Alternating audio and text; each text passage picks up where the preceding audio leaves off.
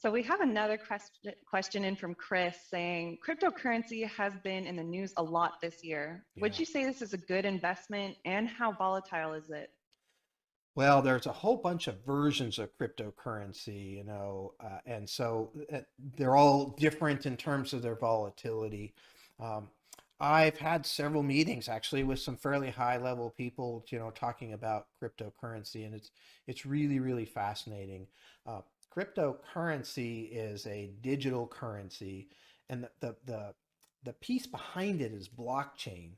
So blockchain allows, that line of code that's basically your currency to be secured, and so that somebody else, you can't replicate it, and that's what keeps the Bitcoin going as far as that goes.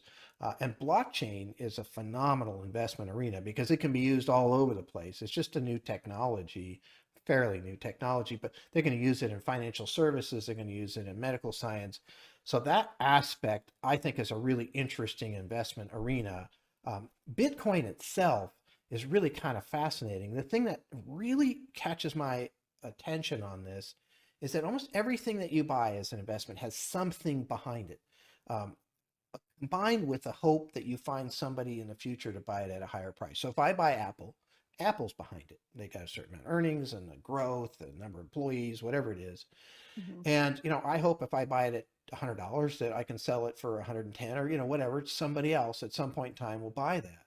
Um, I buy the U.S. dollar. Well, the U.S. government's behind that, right? Because they've talked about Bitcoin kind of replacing the dollar, maybe some point in the future. So I think that's really fascinating. If you think about Bitcoin, you're buying it. There's nothing behind it. There's no U.S. government. There's just the hope of selling it to somebody else at a higher price. So that has caused a tremendous amount of volatility, and it's been really, really volatile. That's why I don't use it personally in the portfolios, just because the volatility is just too high. There is another vulnerability with Bitcoin that I think is kind of interesting, that came out of a meeting I had. So Bitcoin can only do one transaction every 7 seconds. And if you look at like Visa, they do 65,000 transactions every second, right? And so really, when you look at that, um, one of the things that people are talking about is Bitcoin like Yahoo. So in other words, we all used to use Yahoo search engine, before Google, and then Google came out with a better search engine, and now we're using Google. I think it's probably the biggest search engine.